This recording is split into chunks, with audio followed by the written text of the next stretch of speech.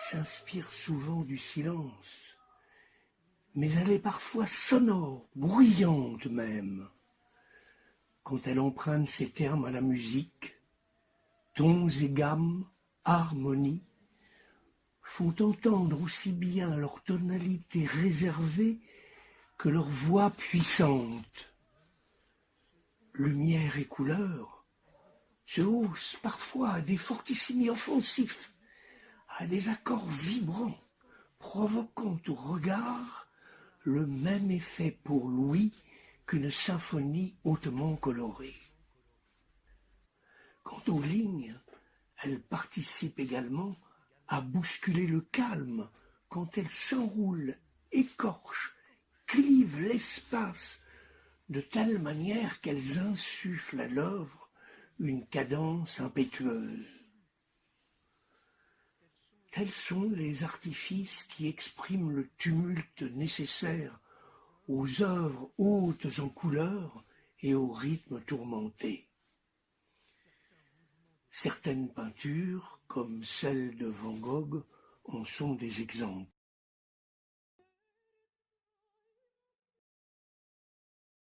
La peinture de Vermeer, elle, nous apparaît d'abord comme une ode au silence. Or, de la description, elle doit cette impression au mouvement subtil de ses sources immobiles. Rien n'y oscille vraiment, comme si le peintre avait voulu soustraire l'immuable au mouvement.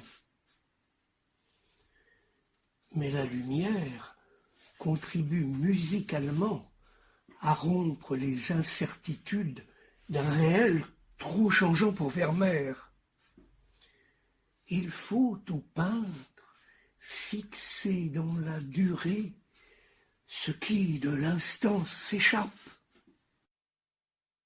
Dans un espace permanent, les valeurs lumineuses, clartés et ombres confondues, suspendent l'empreinte du temps comme pour en fixer la beauté intemporelle. Piano, piano, credo humble des murmures, comme existence raffinée du silence. Vermeer quête dans le monde les quelques allitérations audibles qui seront transposées par la lumière dans sa peinture. Il cherche d'abord une évocation du silence dans la stabilité. Il observe les cours paisibles des habitations où tintent encore les échos des besognes, comme un chant à peine sensible.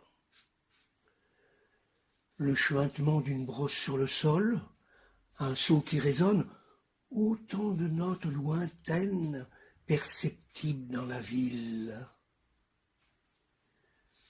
Il lui faut d'abord ce recueillement presque musical pour parvenir à la félicité picturale. Mais que prend-il encore à Delphes quand il en parcourt les ruelles où filtrent encore quelques rayons de soleil? De quelle lumière son œil de peintre se nourrit-il? Celle des pavés luisants sous les vapeurs du matin, celle des variations du cinabre recrée des briques sur les demeures bourgeoises. On dirait que l'argile rouge des façades s'est transfusée dans la toile, comme si son origine simple valait pour toutes les préciosités harmoniques des terres. Terre brûlée, terre d'ombre, terre de Sienne, terre d'Orient, qui vont imprégner ces fameux tons ocrés.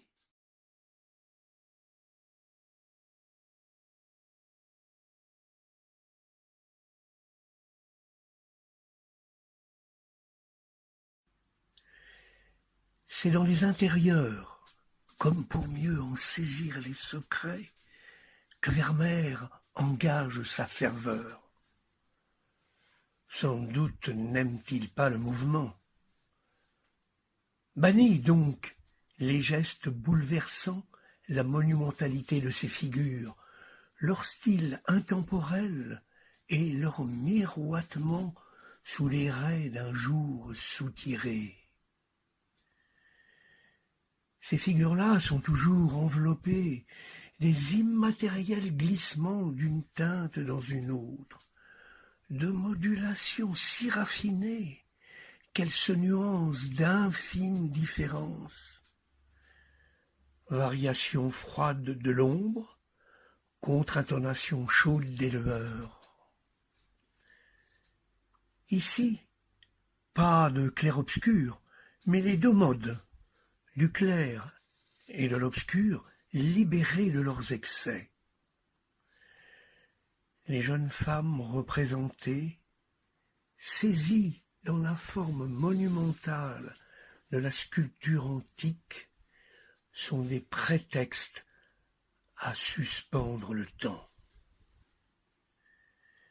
La lumière, le peintre n'a qu'un désir, la rendre dans l'imaginaire à sa faculté première d'engendrer la vie.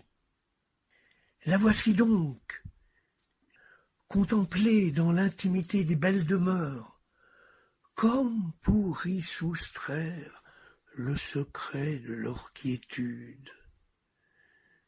La voici encore quand elle se fait couleur.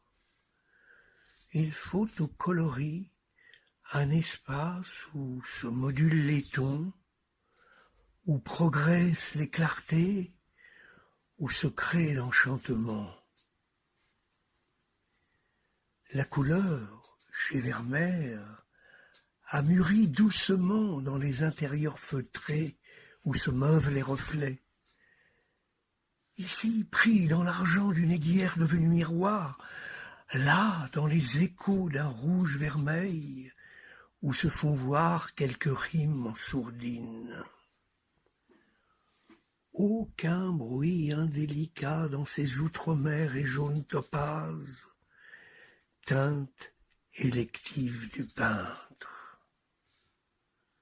Au mur, dessous la carte, voici les nuances marines qui adviendront dans la coiffe en 1000 accords transparents, miroir d'une mer apaisée dont le peintre a voulu là célébrer toutes les déclinaisons colorées.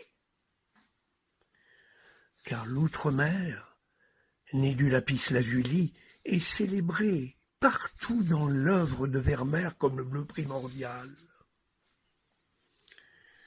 Tous ces tons, dans leurs degrés respectifs, leurs nuances à peine visibles se soumettent, et c'est là leur charme, à l'harmonie du silence.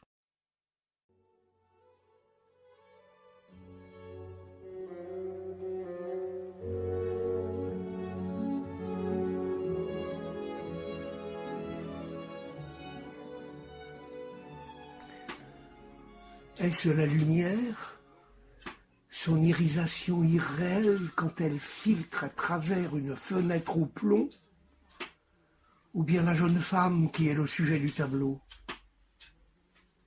L'aurions-nous oublié, comme le poète qui substitue la sonorité des mots à leur sens, le peintre convertit le monde en peinture. Voici le mur, absolument vide de toute chose, mais non privé de l'autre présence de la lumière. Une lumière dont la clarté vive, mais seulement à son orée, se meut dans sa descente murale en modulation sotto voce. Ce silence, suggéré par le plein jour d'abord, par son lent dégradé ensuite, outrepasse chez Vermeer une vacuité privée de toute délectation visible. Tout au contraire, le silence suggéré s'anime aussi bien des prodiges d'un subtil décrescendo que la lumière s'inspire des vertus évanescentes de l'ombre. Silence visité de vacillements, de murmures raffinés, de voix que seul sait percevoir le poète. Leur musique chuchote à peine, du pianissimo aux teintes assourdies du piano, jusqu'à presque s'évanouir. L'aura de cette lumière semble telle que sa fascination demeure paradoxale, comme si l'absence de tout objet s'était ici renouvelée en présence rayonnante. Le geste est ici suspendu, telle une forme parente de l'immobilité. La dame se refuse à tout mouvement. Que regarde-t-elle d'ailleurs? Son image ou la lumière qui devant son profil se rembrunit? C'est un poème à l'immuable pour mieux se prendre dans la rêverie contemplative.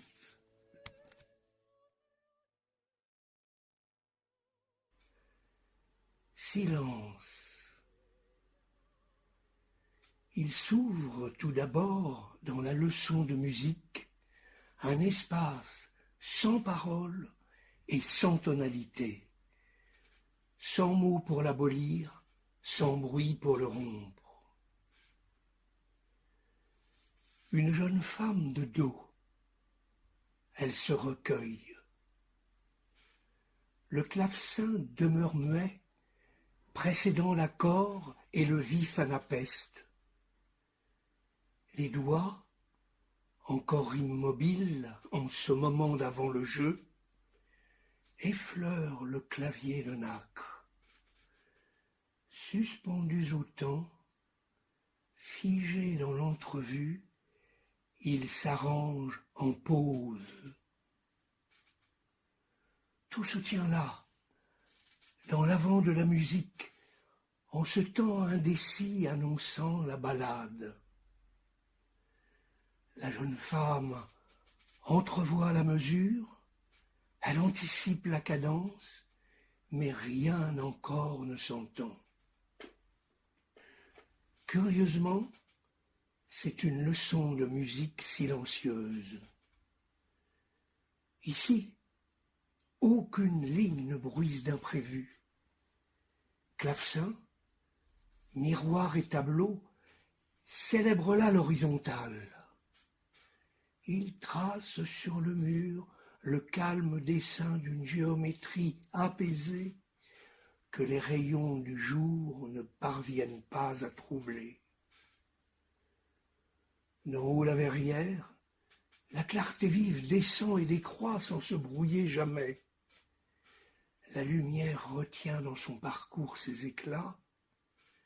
Elle renonce à la puissance pour célébrer la nuance. Tout en lente déclinaison, elle se transfigure pour sublimer le silence.